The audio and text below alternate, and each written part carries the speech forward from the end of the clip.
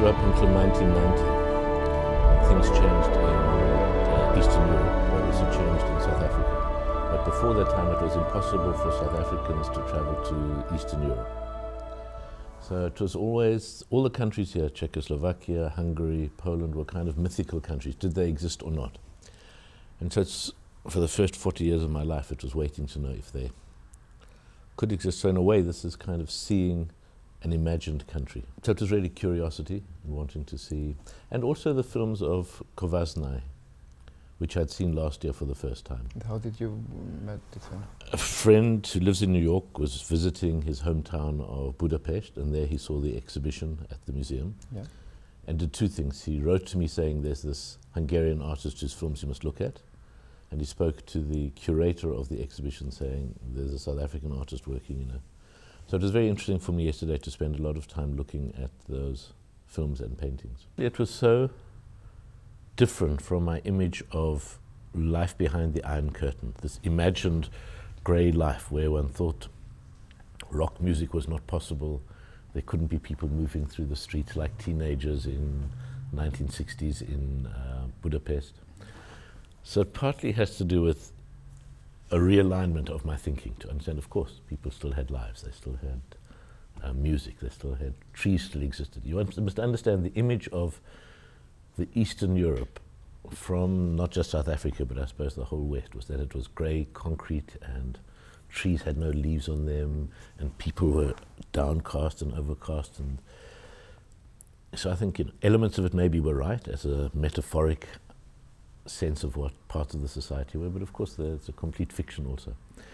And so the one sense was about revealing a sense of a society in the 60s, which I hadn't got from Cold War spy books or other things that I'd read.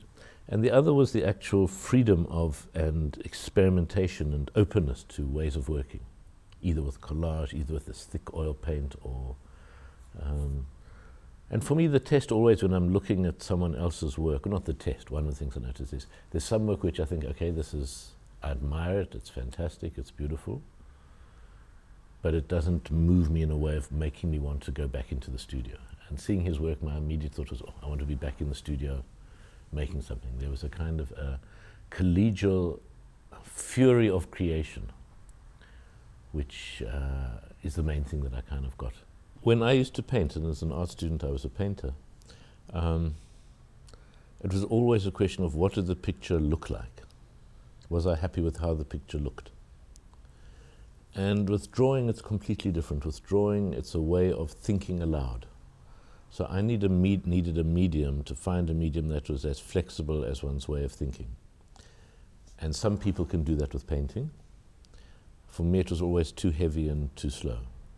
Whereas the charcoal and the flexibility of erasure and changing meant that as an idea emerged, it could be found in the paper. So it has more to do with flexibility, temperament, and in truth, I was a very bad painter. I discovered when I started, I suppose the big discovery was working with etching and other graphic mediums, lithography, lino cuts, wood cuts, and etching, in which there are essentially monochromatic forms.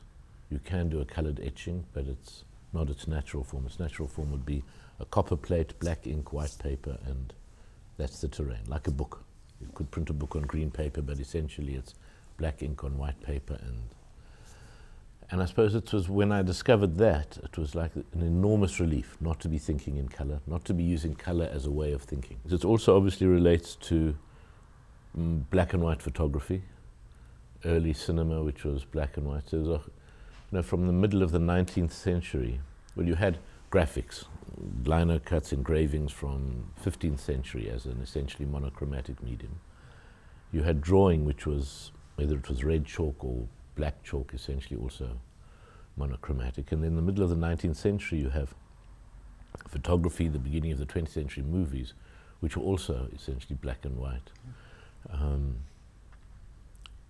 So it's not as if it's an aberration. It comes from a long way of seeing the world in this reduced schematic form of color-wise. I don't know if I'm searching for the perfect way. I'm open to different ways. What's important is the urge to make something, and sometimes that emerges as a sculpture, sometimes as a drawing, sometimes as a film, sometimes as a piece of theatre. But the impulse behind of trying to solve, not necessarily solve, but to work around the edges of a problem is the primary impulse. And drawing is my most natural medium for thinking about. I mean, there are many answers to why the drawings moved. The most basic, I suppose, was either understanding the world as fixed, as a fact. When it's a set painting or a photograph, it's a given, it doesn't change. There's a table and it's just a table. When you see a table, a painting or a photograph of the table, that's just the table.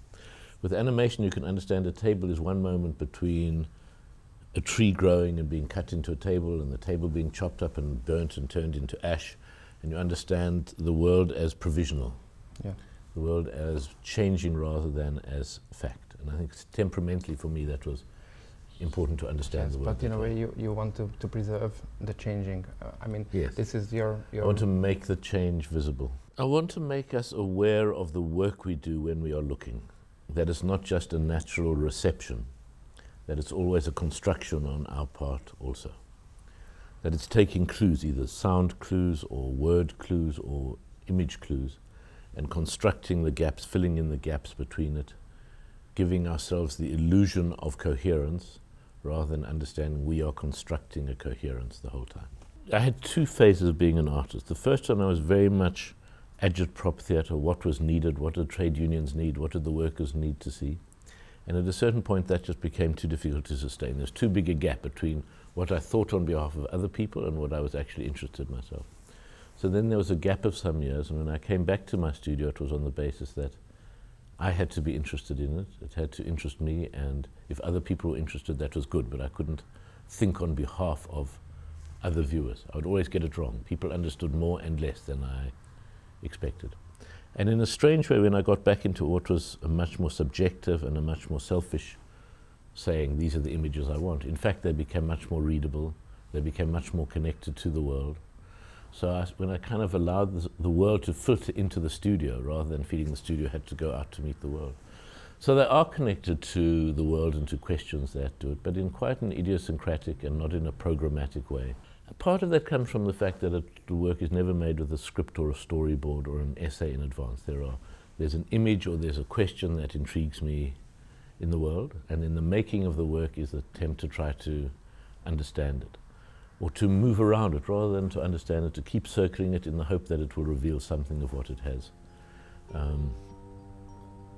inside it. I mean, there's always a big place for stupidity in making art.